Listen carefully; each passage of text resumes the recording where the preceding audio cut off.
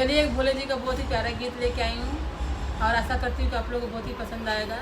आप लोग मेरे गाने को पूरा सुनिएगा, चैनल को लाइक करिएगा, सब्सक्राइब करिए, कमेंट करिए, बोलिए कैसा लगता है आप लोग को।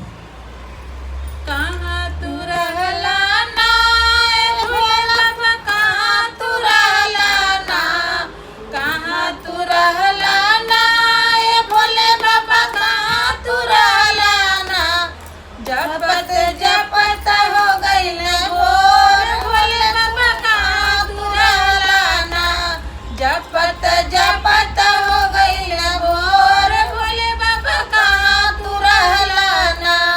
तोहरा के भोले बाबा जलवा चढ़वली, तोहरा के भोले बाबा जलवा चढ़वली, जलवा चढ़ौली भोले बाबा दूधवा चढ़वली, चढ़वा चढ़ौली भोले बाबा दूधवा चढ़वली।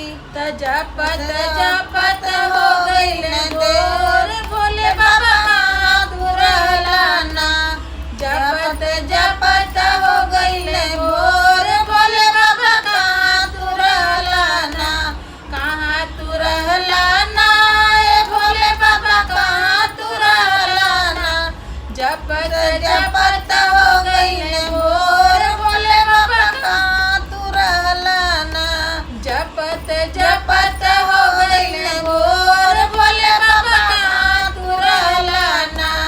तोहरा के भोले बाबा भोगवा लगवली, तोहरा के भोले बाबा भोगवा लगवली, भोगवा लगवली भोले बाबा बेला पतिया चढ़वली।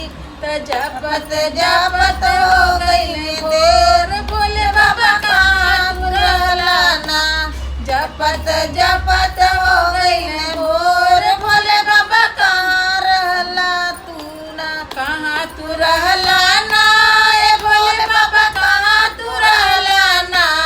जपत जपत हो गई भोर भोले बाबा, कहाँ तू रहला ना।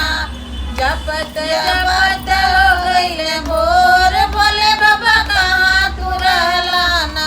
तोहरा के भोले बाबा आरती उतरबे, तोहरा के भोले बाबा आरती उतरबे, आरती उतरबे भोले बाबा जन सुनाइली। त जपत जपत